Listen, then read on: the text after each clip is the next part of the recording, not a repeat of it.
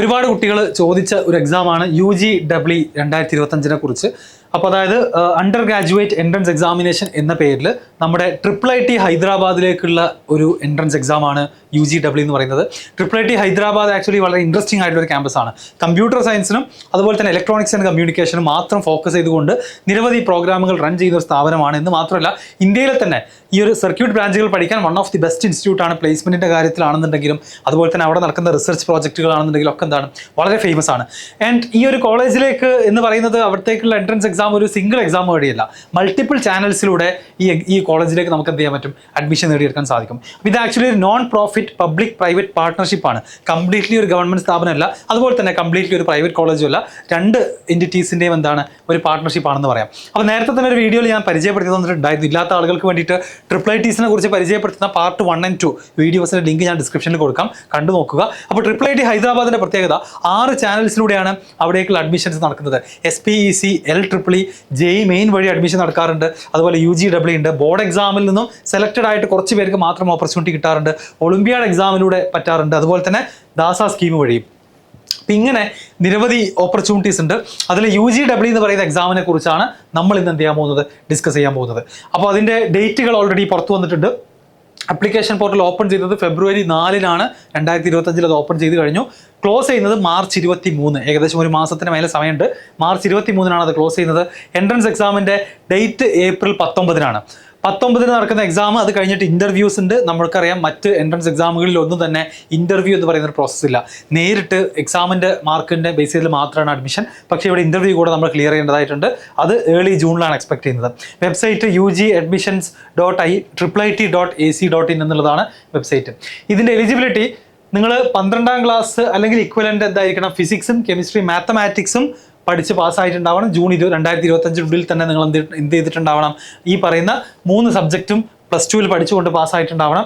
Candidates who have passed 12th or equivalent in 2021 or earlier are not eligible to apply. എന്ന് വെച്ചാൽ 2022-ലും 3-ലും 4-ലും ഒക്കെ +2 complete ചെയ്ത കുട്ടികൾക്ക് UGEE എന്ന് പറയുന്ന എക്സാം എഴുതാം. അപ്പോൾ റിപ്പീറ്റേഴ്സിനും റിപ്പീറ്റേഴ്സിനും ഒക്കെ എന്ത് ചെയ്യാൻ പറ്റും, ഈ ഒരു UGEE എന്ന് പറയുന്ന പരീക്ഷ ട്രൈ ചെയ്യാവുന്നതാണ്.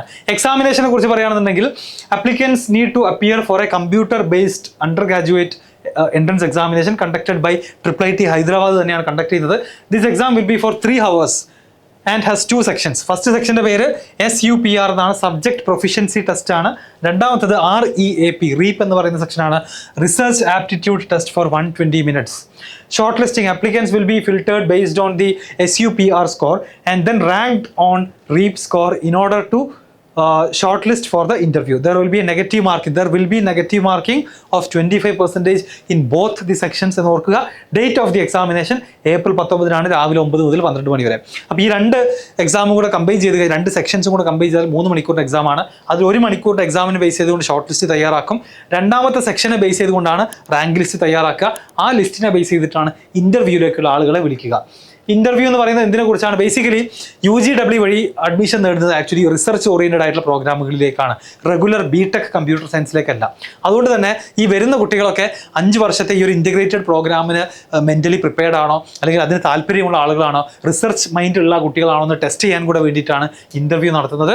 Will have to clear an interview to gain admission. The decision on final offer of admission is solely based on the interview performance and the decision of interview committee is final. അപ്പോൾ ഈ exams എല്ലാം കഴിഞ്ഞ് ഇൻ്റർവ്യൂയിലേക്കുള്ള selection മാത്രമാണ്.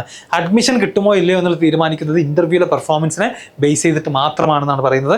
Date of the interview is expected in early ജൂണിലാണ് usually interview conduct ചെയ്യാറുള്ളത്. Okay, and courses എന്ന് പറഞ്ഞു കഴിഞ്ഞാൽ അതായത് BTech ഈ പറയുന്ന IIIT ഹൈദരാബാദിൽ electronics and communications engineering, computer science എഞ്ചിനീയറിംഗിലും BTech ഉണ്ട്.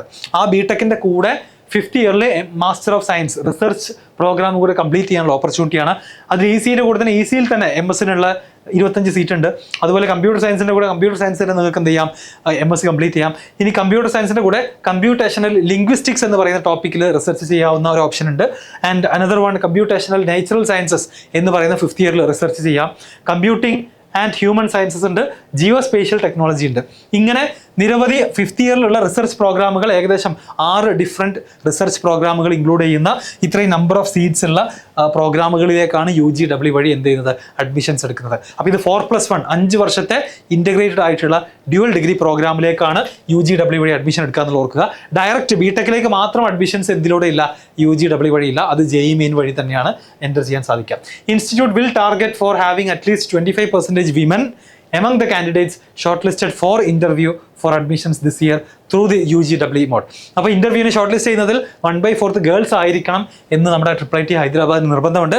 സോ ഗേൾസ്, കമ്പ്യൂട്ടർ സയൻസ് ഒക്കെ ആഗ്രഹിക്കുന്ന ഗേൾസ് എന്ത് ചെയ്യുക, UGW എന്ന് പറയുന്ന ഈ ഒരു എക്സാമും കൂടെ നിങ്ങളുടെ പ്ലാനിലേക്ക് ഇൻക്ലൂഡ് ചെയ്യാം.